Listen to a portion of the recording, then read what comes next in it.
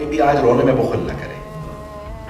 کتنے مصائب آئے ہیں جناب زہرا پہ کہ بی بی نے خود کہا صبت علیہ مصائب نو انہا.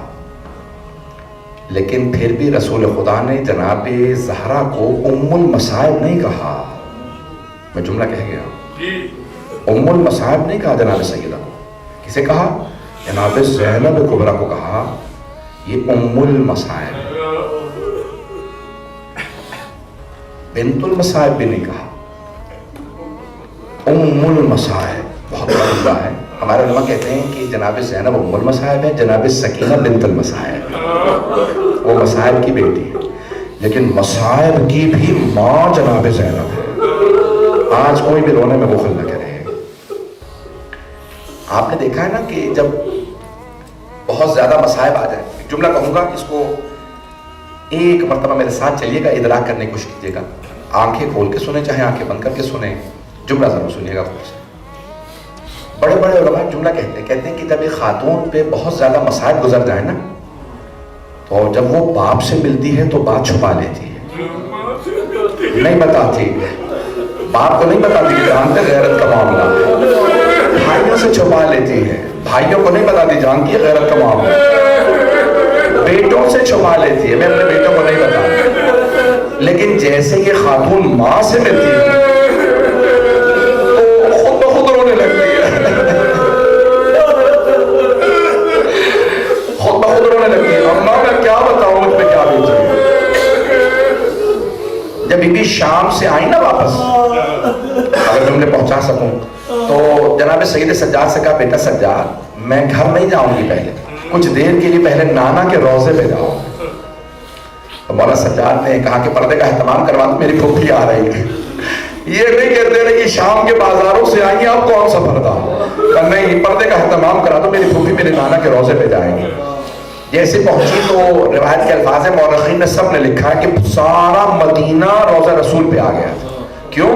ارے امام سجاد آئے ہیں, سارے مدینے والے روضہ رسول پہ جمع ہو گئے. اب بی بی اندر نہیں جا رہی, کیا کرتی ہیں, دونوں دروازے ہاتھ پہ رکھ کے بلند آواز سے رو کے کہتی ہیں یا جدہ انی ناحیت الیک بولدک الحسین. لانا آپ کے نواسے حسین کی سنانی لائی. لانا میں 70 قدم کے فاصلے پہ کھڑی تھی. میرے طرف دیکھیے گا, ہاتھ جوڑ کے, سادات غیر سادات. آج جناب زینب کا پرسہ دینا سب اگر میرے دیکھ سکے. ایک مرتبہ رو کے جملہ کہا کہ نانا میں 70 قدم کے فاصلے پہ کھڑی تھی.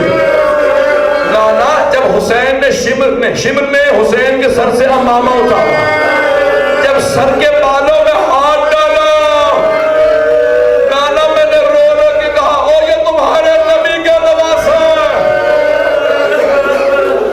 اجلو کو ملنا, اجلو کو ملنا. بی بی بڑی بلند آواز سے رو رہی تھی, رو رو کے بیان کر رہی ہے.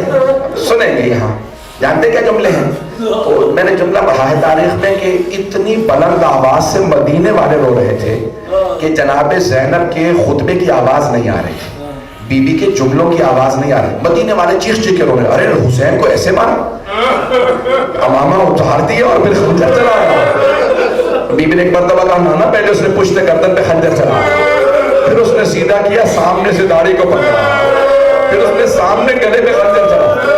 مدینے والے چیخیں مار مار کے رو رہے تھے, بڑی بلند آواز سے لوگ رو رہے تھے.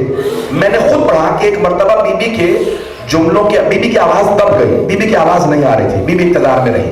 جب سارا مدینہ روتے روتے چپ ہو گیا نا, تھک گیا, لوگ تھک کے چپ ہو گئے. جب سب چپ ہو گئے تو بی بی نے ایک جملہ کہا کہ نانا اگر نامحرموں کا مجمع نہ ہوتا میں اپنے بازوؤں سے چادر ہٹاتی, میں بازوؤں کے اور پشت کے نشان دکھاتی.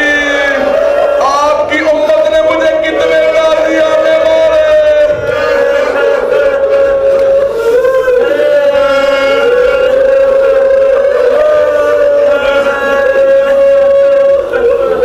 اجروں کو ملے, اجروں کو ملے. بس میری بھی بہت روئی. میں بہت سوچتا تھا بی بی سب سے پہلا کس بات کا گلہ کریں گی. خدا کی قسم بی بی نے نہیں کہا کہ نانا میرے بیٹے مارے گئے, نہیں کہا کہ نانا عباس مارا گیا، نہیں کہا کہ نانا مجھے پانی نہیں ملا، نہیں کہا نانا مجھے کھانا نہیں ملا. جانتے کیا پہلا گلہ کیا؟ بھائی کے فوراً بعد کا نانا آپ کی امت نے میری چادر چھین لی. نانا میری چادر چھین لی.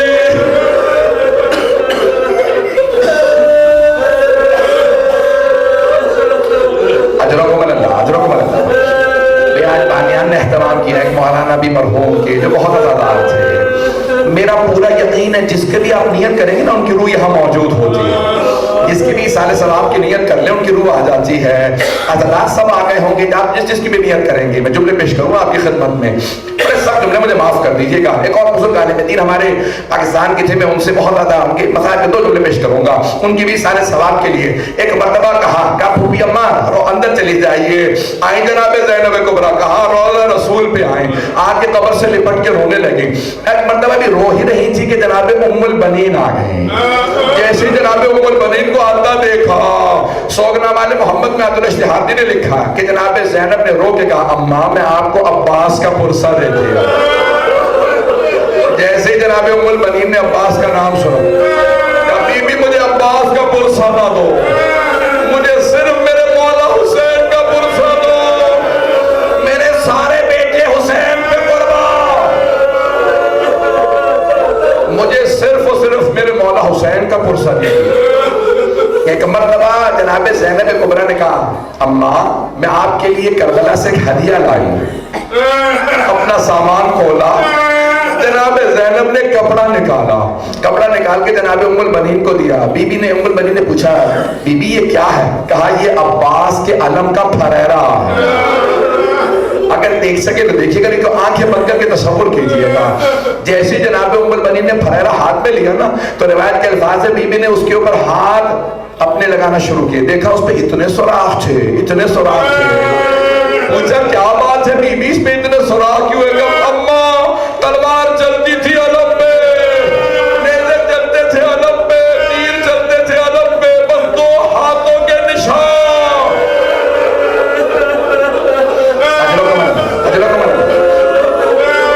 بھائی ابھی کوئی رونے میں بخل نہ کرے، مجھے معاف کر دیجیے گا اگر کوئی برداشت نہ کر سکے. میں جانتا ہوں جناب زینب کے مسائل برداشت کرنا بڑا مشکل. ایک جملہ سن لیجیے گا آپ بس.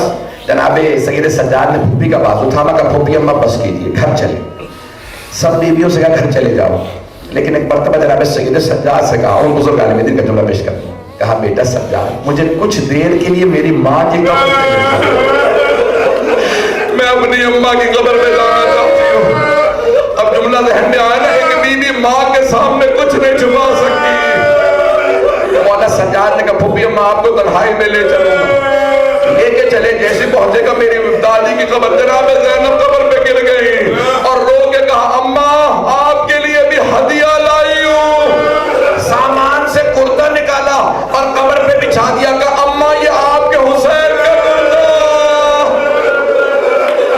بزرگ علماء کہتے ہیں قبر پہ زلزلہ سا آنے لگا، قبر پہ زلزلہ سا آنے لگا. جناب زینب نے کہا اماں برداشت نہیں ہوا آپ سے،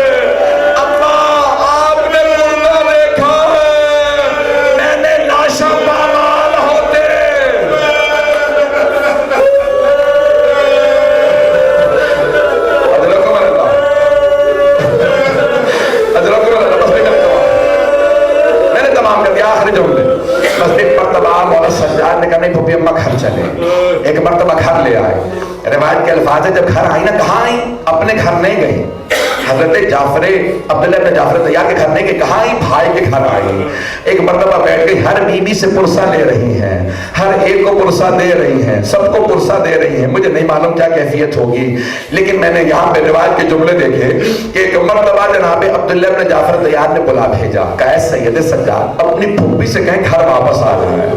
وہ بیوی جنہوں نے روضہ رسول پہ بیٹوں کا کوئی ذکر نہیں کیا، ماں کی قبر پہ بیٹوں کا کوئی گلہ نہیں کیا، بھائی کے گھر گئی بیٹوں کو کسی سے پرسہ نہیں لیا، کسی کو بیٹوں کا پرسہ نہیں دیا. لیکن جب اپنے گھر جانے لگی بیوی نے برقع سر پہ رکھا، بیوی کے پاؤں لرزنے لگے، کلیجہ منہ کا آنے لگا، دل پھٹنے لگا.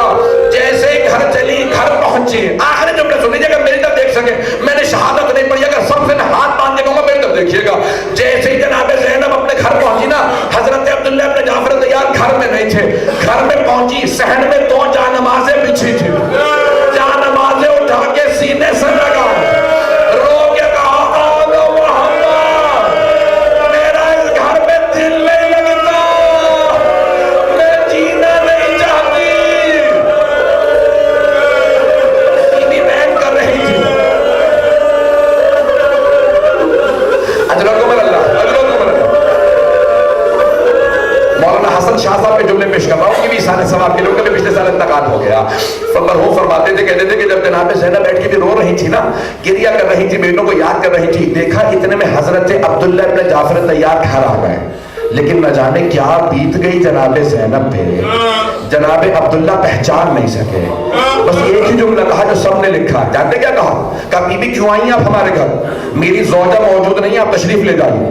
جناب زینب نے دونوں ہاتھ سر پہ رکھے, کہا عبداللہ پہچانا نہیں؟ عبداللہ میں زینب ہوں, عبداللہ ہم لٹ گئے, برباد ہو گئے, اونو محمد مارے گئے. نہ جانے کیا دیکھا جناب عبداللہ نے, زمین پہ گر گئے, پھر کھڑے ہوئے, پھر زمین پہ گر گئے. جب دوسری مرتبہ زمین پہ گرے تو جناب زینب نے پوچھا, کہا عبداللہ کیا بات ہے, بیٹوں کی شہادت برداشت نہیں ہو رہی؟ ابھی بھی بیوی کے ہاتھ سر پہ تھے. جناب عبداللہ نے ایک سوال کیا, کہا زینب وہ دونوں حسین پہ قربان, میں ہوتا میں بھی قربان ہو جاتا. زینب بس میرے ایک سوال کا جواب دے دیجئے. کہا عبداللہ کیا سوال ہے؟ کہا زینب یہ ہاتھوں پہ, کلائیوں پہ نشان کے